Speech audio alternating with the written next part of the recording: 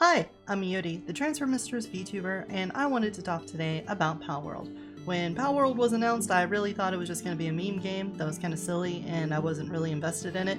As it got closer to the release, some reviews came out, and it didn't seem like it was just a joke. It kind of seemed like it was going to be a good game. So on release, I got it, and I have been pleasantly surprised by it. I think it's actually a pretty good game. It does have some problems, and we're going to talk about that. Basically, I want to give you a little compliment sandwich here, Palworld. I'm going to tell you a good thing, we're going to talk about some bad things, and then I'm going to close it out by talking about some more good things. So let's jump into the experience, and I'm going to play the game a little bit while I talk about it. Alright, so let's start off with first things first. I am not a fan of the monster taming genre.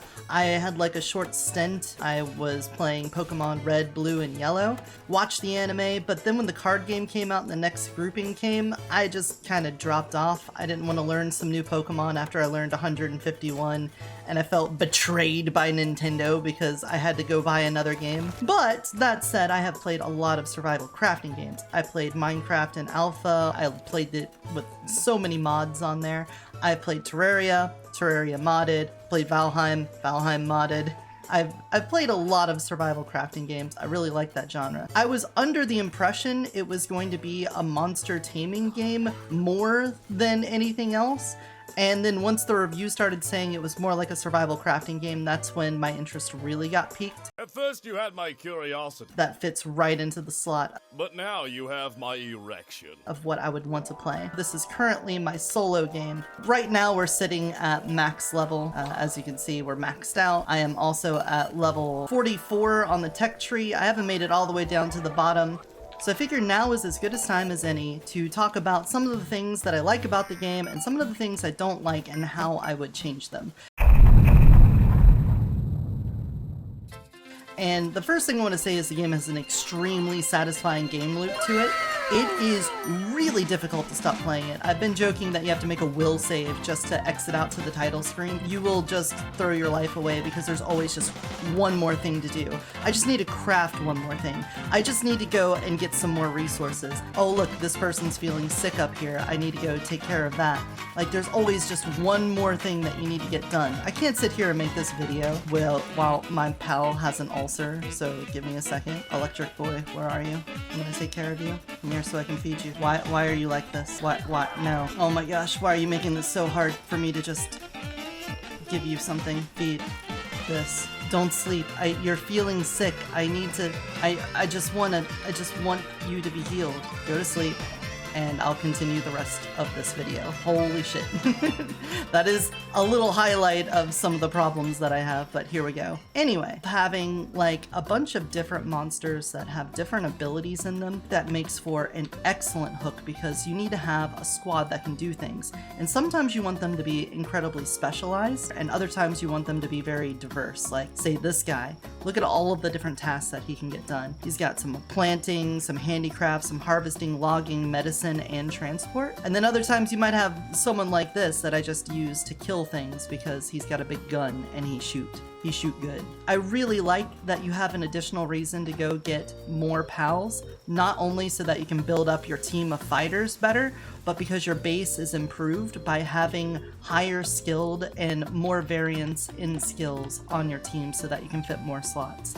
I think that makes for a very strong drive to go out and find new areas with new pals in them. Talking about going out and finding things, the map is huge. The map is enormous, and don't let this fool you. This isn't even the full map, and there's so many places to go and so many things to see.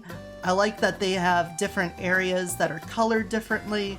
There's like ancient ruins to find. There's this little swamp area.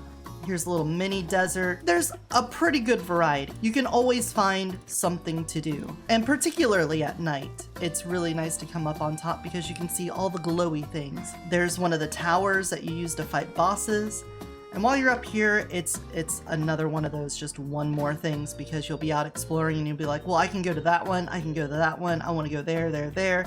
And you see all these glowy spots. It's not the most high fidelity game, but it does have a very nice art style to it. There's visual clarity in what you see. You can look at something even from a distance and know what it is.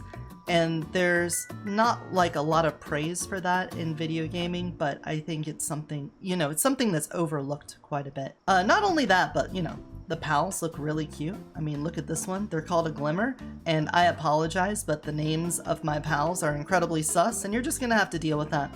I'm not gonna apologize for it. I have fun with that, so, you know, get over it. But look at them. Look how cute that is. All of these are just, they're cute designs. I love how they look. They just make you want to pet them and hug them. Another thing that's really great about it is that the action fighting actually works. I don't know why other monster taming games can't seem to get action fighting to work. Here, I throw out my monster. It fights. There we go. It's pretty simple. You don't need to make it that difficult. All right, here we go. And our socks. So I'm just gonna throw my dude down, and we're gonna have a nice little fight. Look, he's gonna throw this rock at him. Oh, what a dodge. All right, he's looking at me. I don't like that. I can come up here. You can participate in the fight. I got a sword. And now that he's low on health, I'm just gonna try to capture him. It's pretty low rate, but oh, he broke out. I'm gonna use a higher level one now. Fuck you. I dodged. Oh, you know I wanna do it. Come on. Yeah. Let's go! The benefits of early access. That's just fun. Everyone loves it. I love it. You love it. Don't even lie to yourself. But there you go. Like, action combat. It's way more engaging to me than having a little menu where you just select the thing you do. Oh my god, look, I'm doing it. I can't even record a video without doing it. I gotta come pick up the glowy thing. The glowy thing. It calls to me. I think the game speaks for itself in all of the ways that it's good. There's a reason why like 8 million people have gotten the game already, and it just shines through. But as people play the game more, you are gonna run into some bumpy places, and that's what I want to talk about next. This isn't like really spoilers. You know you're going to need higher level resources, and this is one of those places. I have set up a little mine here, and we're just mining coal. And once again, I've got a guy that's weakened, so I'm just gonna, oh. All right, here's the first thing I'm gonna complain about. The F key is used way too much. You wanna do things in the game, and everything you wanna do is on the F key. If you want to interact with something, that's the F key. If you wanna use your pal ability, that's the F key. If you wanna work on something, that's the F key. If you wanna pick up a pal, that's the F key. Wanting to interact with things is like playing Russian roulette with actually getting the choice of the thing you want to do. All right, I'm going to try to go into my storage, and as you do, if a pal walks up behind you, you might accidentally grab them. Or, for example, if I have any kind of mounted pal out, like this one, I could come over here to press F to open this, and then instead get on my mount. This happens a lot when you're trying to work on a workstation. You have to hold down the F key in order to work on it. There isn't like an interact button. There isn't a work button. There we go. Partner skill is H. Yes. And I dismount. Look at this. I'm holding it down right now, but I'm not dismounting because I'm near an interactable, and it doesn't know if I want to interact with it or not. You can see it. It's lighting up right there. I'm holding down dismount, but I'm not dismounting. I can tap it really fast. I can hold it down. We're not doing it. I'm too close to that box, and therefore I need to come over here in order for it to work. That is just absolutely silly. That should not happen. And then when I come over here, I can press F to open it, but you know, it's still getting mixed up with the key binding. So you can change it all you want, but you're still gonna run into this problem. Which brings me to the second problem, bounding boxes. I'm gonna go back to my original base here, but I can't. Look, I have all of these things around me. I'm standing right in front of this PAL box, and I want to fast travel. But because there's so many things near me, it takes away my ability to actually interact with the PAL box. These bounding boxes are super weird. It's fine at the beginning, and it gets worse the more things are around. Like, I want to lift this guy up. Which one am I looking at right now? Do you know? Am I actually looking at him? Am I looking at her? Am I looking at him? Do you even know? Because look, I can move the camera, but it doesn't change which one I'm targeted on. You would think that whatever your reticle is pointed at is the thing that you're going to interact with, but it's more based off of your character's proximity than it is what you're looking at.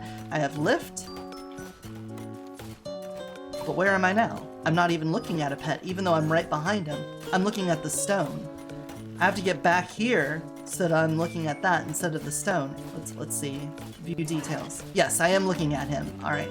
So what about this one? Am I looking at you? No, I'm not looking at you yet. I'm still looking at the quarry. No, I'm looking at, I can't quite, you know, get her. Like, I don't know how I'm supposed to grab onto these. So I've just been coming over to the box when I need to interact with something. I come over here, I find them, I go over to an open slot, I throw them down, I pick them back up, and I usually get around it that way. But it shouldn't be that way. It should be pretty easy to fix. All you need to do is like maybe draw a line from the player to their cursor, and whatever it intersects with, have that be the interact. I think the biggest problem though, and one that everyone is going to complain about equally, is the AI pathing. The pathing is absolutely atrocious. The AI in general is pretty bad.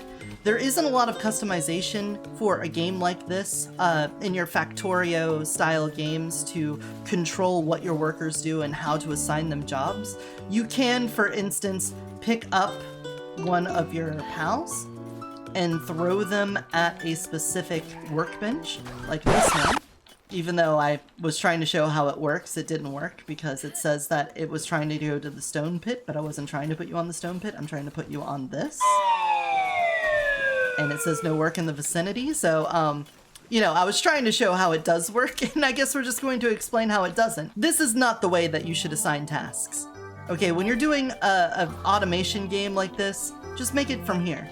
Just allow me to like right click or do something on these pals to place them on a task. You have all of this, maybe while they're out, you can have a little context menu, something like that to describe what work they should do, because picking them up and throwing them obviously just doesn't get the point across. In addition to that, the AI is really bad at transporting. But what they'll frequently do, and if I find it in the video, I'll splice it in here, they will pick up two different objects.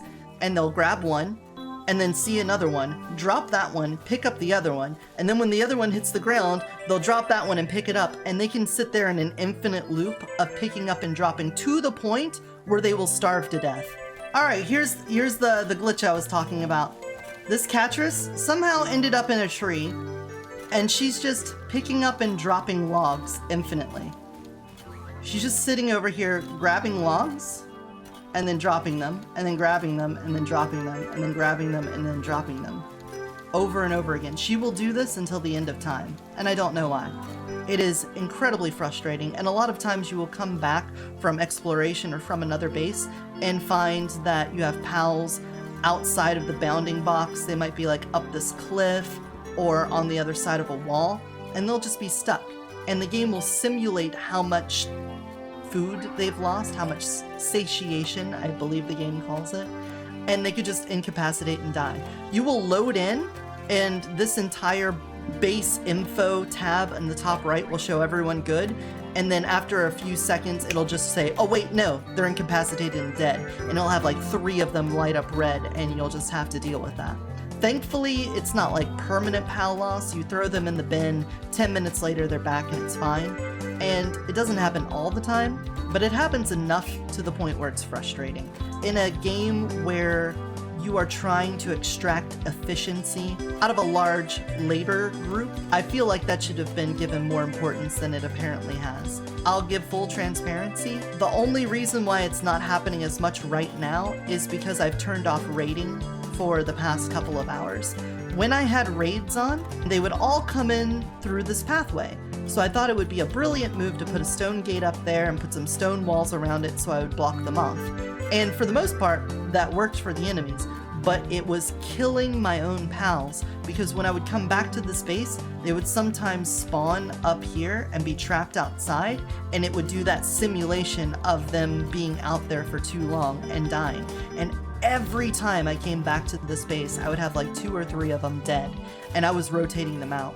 And so instead I just got rid of the raids, I took down my walls, and now it works, but I really wish it wasn't that way. You want to talk about weird AI stuff? Look at this. I have all of these beds for them, and while there's definitely several nocturnal creatures, they sometimes freak out, like this guy. He's sleeping on the power supply. Why? What are you doing? What is this guy doing? Are you okay? You need a hand, buddy? Let me just get you up here. Considering the problems with the game's AI, how they prioritize things, how they route themselves, I really think they should invest more time into hammering this out and making sure it works right. Oh, I came over here to grab some ore again so that I can make that ingot, and as soon as I come over here, look at the top right. I have something immediately incapacitated and something with a minor injury. It wasn't like that before I left, but now it is. So in the time it took for me to teleport over there, look at one thing, know I needed to come grab some ore from this base again and teleport back, something had simulated getting killed, and I don't know why.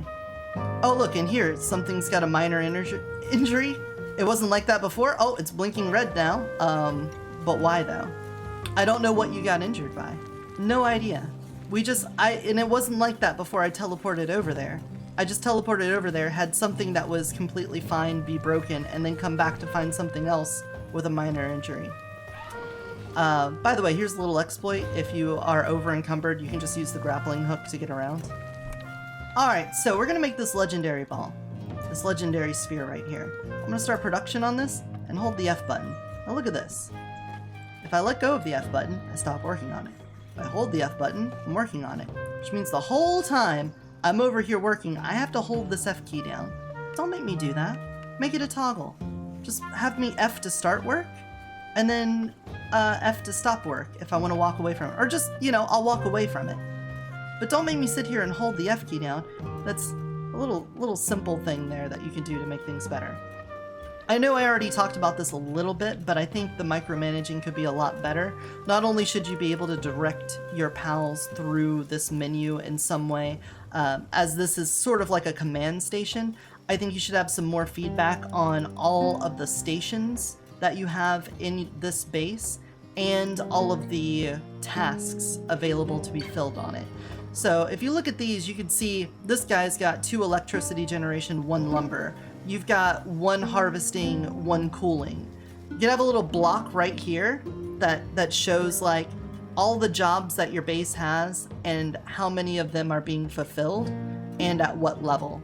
I think that would go a long way to just be able to, sight read what needs to be put in instead of having to sit here and like manually count up all of the work that you want to have done. The next thing I want to talk about is the dungeons, basically the caves. My main complaint about this is that they are really uninspired. They don't do anything with these caves. In addition to that, they're the same copy-pasted layout. I think there's 2 layouts. Someone on Reddit made a map of these. Look at this. You got this layout and then this layout. These are the only 2 caves they've got. You can mark on your map where all the caves are. If you want to do some spelunking, you basically just have to wander around to each one and hope that one of the ones you go to is available. It just seems like a really weird way to go about it. You will find all the pals that you would find down here also on the surface. Sorry, I had to take care of that real fast. So there's not really a good reason to come down here other than you can find a boss version of some of the normal pals. Or the alpha version of the pals, which is the bigger ones. You can also get some more materials, like I have these big palladium chunks. There's some coal here, but usually you don't want to take up your inventory space with resources that you don't have a way to use. So I don't know exactly what that's useful for. Like coming into this at level 13 and getting coal doesn't do you a lot of good because you don't use the coal until you've got guns, and that's at like 20 something. And then also when you're at my level, you don't really need this because you now have bases where the entire point is harvesting those resources in mass. I'm not going to come into these caves and use my pickaxe to collect some palladium or collect some coal because I have an entire base dedicated to harvesting those resources. It kind of gets repetitive and boring. The pals aren't unique. There's no puzzles, there's no mini boss. As far as I can tell, there's no narrative reason for these either. And then once you finish them, they get a timer and they go on lockdown for a little while. If I were to make some suggestions, what I would want is maybe something procedurally generated. If you're having to come down into a separate area in order to explore these caves. I don't think it's asking much that the caves be a little bit randomized. If it's not procedurally generated, just have more layouts. It just feels really lazy to only have 2 layouts to go between. If that isn't an option to just have more layouts, then I would also put out the option of just having the underground being an explorable area. Instead of having this little timer mechanic where you have a limited time to go in there and then once you leave it gets blocked off for a little while, just make the caves an explorable area. You go in through the surface, you come down, it's a den of a certain type of pals, maybe there's a boss version in there, you clear it, and then just like surface alphas, you can just come back after a couple hours and the alpha will respawn. But otherwise all the little ones will still be there. Alright, so before I do the boss fight, I'm going to show you another little exploit here. We've got a Crimis boss. Why is it a Crimis? I don't know. We didn't run into any Crimises throughout the cave. If you don't want to fight a boss Crimis, you could just walk away. You could just walk away, leave, go to another side of the cave, and it will generate a new alpha for you. Okay, I came all the way back out towards the beginning. I ran into a fuddler. I've got all these thugs chasing me. Let's head back to the boss room now. And look at that. We got big deer. That Eikthyr deer. I kind of want that, so we're going to do that, but I'm going to show you one more thing that's sort of an exploit. I don't know if I would really count this as a bad thing for the game, but it is possible to clip out of bounds in tight areas with a mountable. So if I mount here, notice that I'm sticking out of the ground. If I dismount, I kind of get stuck in the ceiling, and then I can throw them back out, and then mount them again. And you can kind of just walk through walls like this.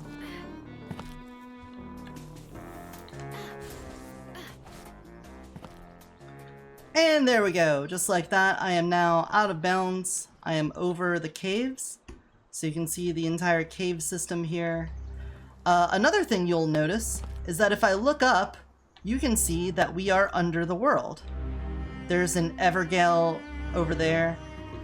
I think we're under the big tree right now because you can see the spokes. So I'm going to go over and do the boss. I'm going to show you how to get back inbounds if you ever do something like this. All you need to do is get under something and then push yourself up into it and it should be fine. So I'm going to get underneath this, dismount, there we go. And we're back inside. Oh, we got a rusher now. Not exactly what I wanted. I thought I didn't go far enough away to avoid the despawn, but I suppose I was. Anyway, fuck you. Fuck you. Na. The caves, again, I feel like they could do a lot more with it. I feel like the armor, much like the dungeons, is also pretty uninspired.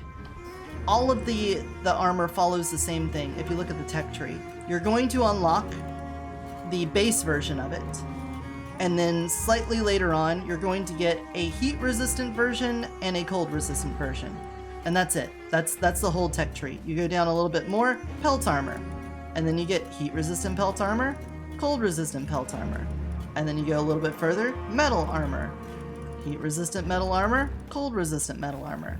You gotta put some more things in there. You have all of these RPG elements. Instead of just giving more defense and health, why not have some trade-offs? Why not have a set that instead of getting more defense or health, have more stamina, have more attack?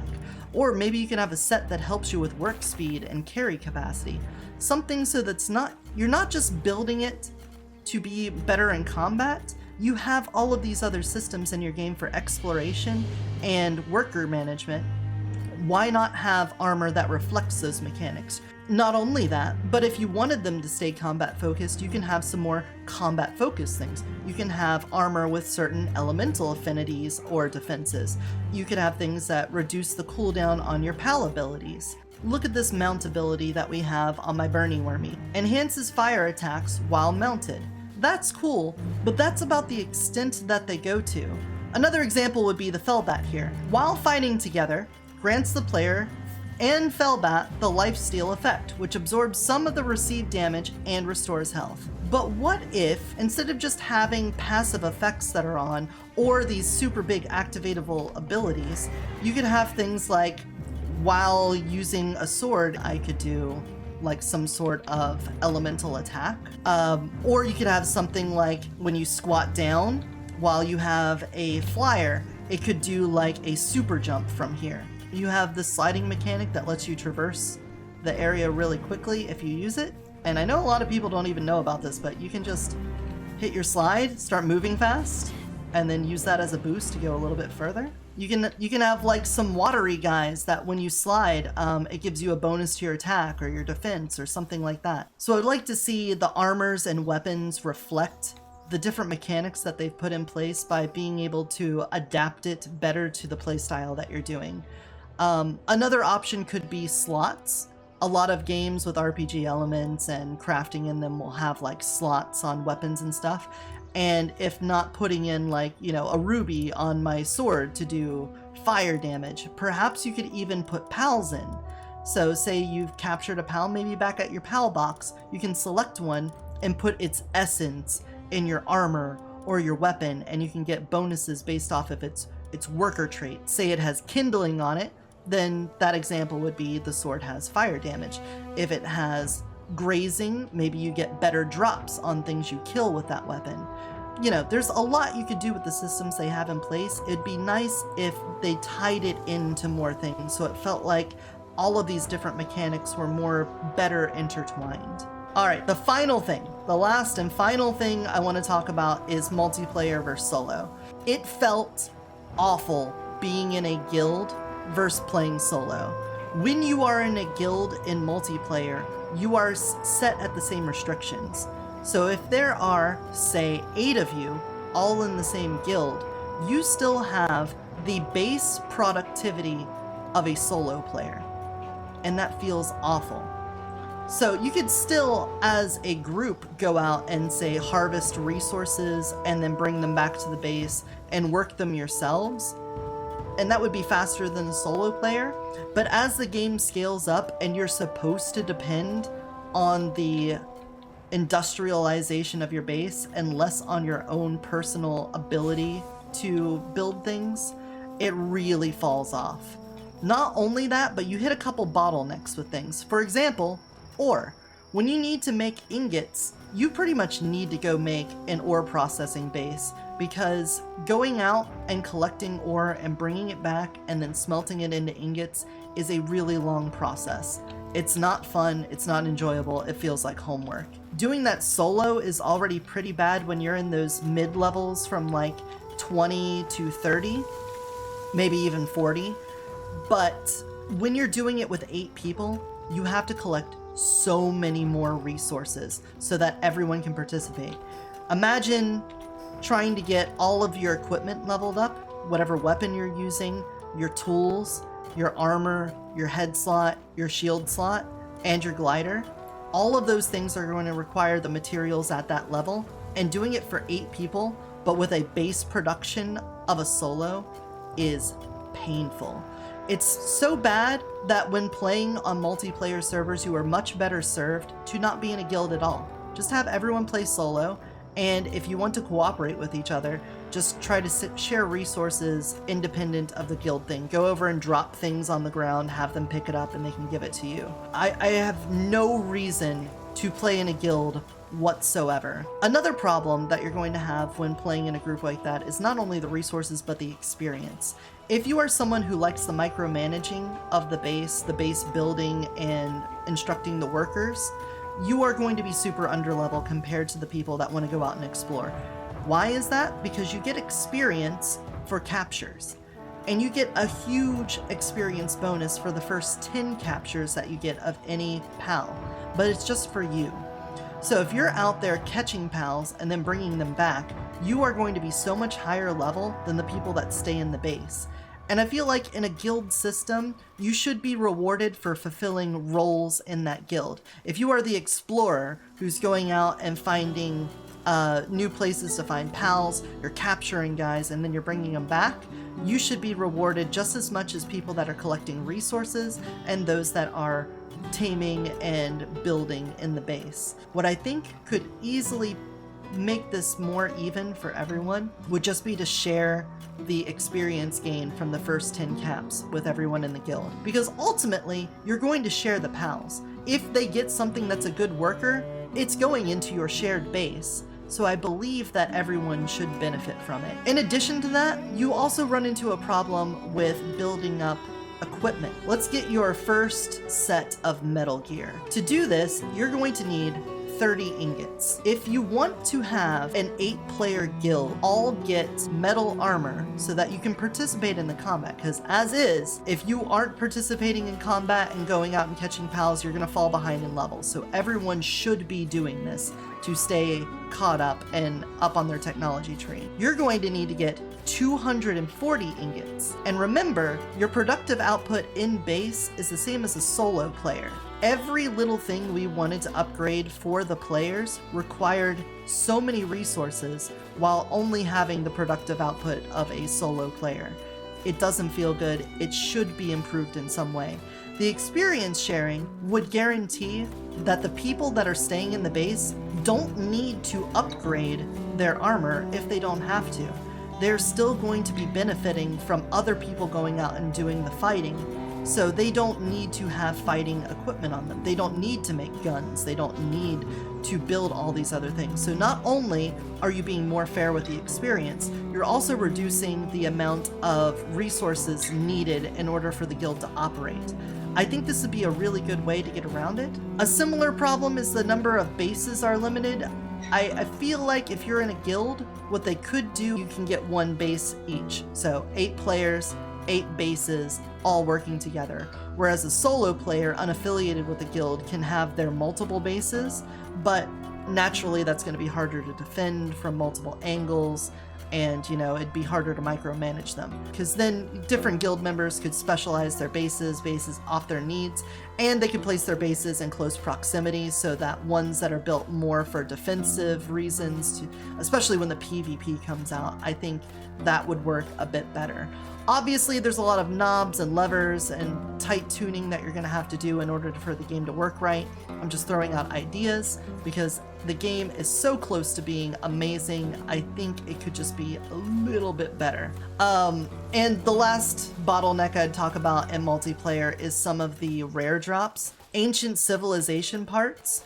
In that mid-game stretch, you only get Ancient Civilization parts from taking down towers and killing bosses. And when you are in a big guild, there are a couple problems with organizing everyone together to go kill these bosses and get those parts. First of all, it's really hard to pull yourself away from the base sometimes, even when you're solo, because you're going to be managing your pals, you gotta repair your stuff, you gotta build new things, assign new projects. And when you have 8 people that all need to micromanage that together, getting everyone in a state where they are fully geared up, they have all of the spheres they need, they have all of the ammo they need, everything's repaired, and they have the food to keep themselves satisfied. So a lot of the times, people will just go out and fight the bosses on their own, and that ends up with a very uneven distribution of these rare parts, these Ancient Civilization parts. So individual pieces of armor and weapons take them, but also the bases take them. And it ends up becoming a little bit of a resource struggle to decide how you're going to use these Ancient Civilization parts, because it feels like if you give them to an individual player, they're going to be a constant drain on them. And in that mid-game, you don't have access to all of the bosses that you can see on my screen. So you've got like 5 of these that you can bounce between when you're in that like early level 20 stage, and it's just not enough for a guild in multiplayer. So something should change there. I don't know if you should just give everyone the drop. When you are bottlenecked in multiplayer, it feels so bad. When you have 8 people and you want to progress and you are bottlenecked on a resource that is limited on a timer, it just sucks, because then it feels like you're killing time instead of making forward movement in the game. Alright, with all of the bad things out of the way, like I said, this is a compliment sandwich and we're going to hit the plus side on the other. I'm not even done with the game. I still have a few more levels to go here. I still haven't reached the Pal Metal armor. There's a rocket launcher. That's probably a ton of fun. There's a bunch of little goofy things in the game that I like. This grapple hook is jank as hell. But you can do some silly stuff like this, where you, oh shit, I don't even know where I'm going now. I just bounced off of it, super weird. You grapple onto it, cancel the grapple before you hit the wall, and then throw out your paraglider, and you fucking zoom. I love stuff like that. Movement in games that is weird and janky is right up my alley, and this game's got it, and it's fun. Just throwing out your pal and just cruising around. It's just pleasant. And the fact that you can do so much customization in the world settings is incredible. You get so much value out of it, at least as a solo player. I know in multiplayer you're gonna have to, do some negotiation there on what you want. But the fact that they give you so much that you can change in here is great. So let's look at the custom settings that I have on. I wanted to boost through these last levels so I can get to the end game. So what I did was just go to, where is it? I boosted up my capture rate so I can get those 10 caps way faster. I reduced the hunger depletion so I didn't have to come back to base and buy food as quickly. Like, I tried to make it so that I can just rush to the end game without it being completely bad. Oh, there it is. I turned the EXP rate up to 5 from 1. 1 is the standard, so I just did a 5 times. I could have gone 20 on that to really push it, but I felt like I might skip some things if I do it that way, because even at 5, I would go out exploring. If I hit 2 bosses, I might have leveled twice before going back to camp. So, I didn't want to push it too far, but I did say we're out of the negatives, but I do want to say that the capture rate, I feel like, is a little bit jank. Sometimes you will be at like a 90% and it feels like XCOM or Civilization because you'll hit them with a ball. 90%, it'll break out. Do that like 6 or 7 times in a row and you're like, this is statistically unlikely. And it happens frequently, so I really think that there's something off about the capture rate. But look at all these options in here. You can change the day speed, your experience rate, the capture rate, the damage that you give and receive by pals and the player, your structure deterioration rate. There's so many things in here, you can super cater it to your needs. You don't have to completely wipe your world just to change some settings. It feels really good that they just let you have this big box of knobs and switches that you can play with to find the setting that's right for you. All right, with that, I don't really have much else to say. I know I have said a lot so far. Oh God. I was gonna do an outro, but it looks like I have spawned under the world. What the hell? I was getting ready to finish this up, but now I've got a new thing. So apparently flying and saving to the title screen and coming back might cause some problems. Save me? All right, we're good. Interesting. Anyway, the game is in early access. So I know I said there was a lot of negative things about it. I know I gave a lot of suggestions on fixing things, but I'm well aware this is early access. You're going to have growing pains with certain things, like maybe seeing a giant seam in the skybox while you're about to do an outro for things. But hopefully the fact that they put out a roadmap means that they aren't just releasing the game, they made their money and they're done with it. They're going to actually put in the work to make it better. Love that. And the base game, the fundamental part of the game, is good. It is a satisfying game loop. Even if they didn't touch anything more from this game, I would still say I got my money out of it. I paid almost 30 bucks and I've already put in 50 hours and I'm probably going to put in 50 more regardless if they do anything else. The fact that mods are going to be underway, I mean, they've already put out mods. There's already a VR mod for the game. I know that mods are going to be huge for it, and so I'm going to get a whole lot of value out of that. And I'm just excited to see where they go with it. I know they'll put in more pals. I know they're going to put in more land masses. I'm sure the lore will be fleshed out more. There's so much to look forward in the cycle of the game, so I hope they hammer out some of these first few problems, especially the AI, and some of the key binding issues that I'm having. Otherwise, thank you so much for Palworld, and thank you so much for watching. Hopefully you enjoyed this. If you have your own problems and suggestions, you can put those down in the comments. I would love to see those. If you got some funny stories, or if you know some of your own tricks, like I didn't say this specifically in the video, but you might have seen me a couple of times hit sword on my inventory to refresh my food timers. There's like a whole bunch of little glitchy weird things in here. If you know any of those, put them down there so I can learn about them. I'm thinking about putting together like a compilation video of all the weird janky shit in the game, just because I'm having fun with it. But viewer, until next time, remember to take care of yourself and take care of those around you. Bye-bye.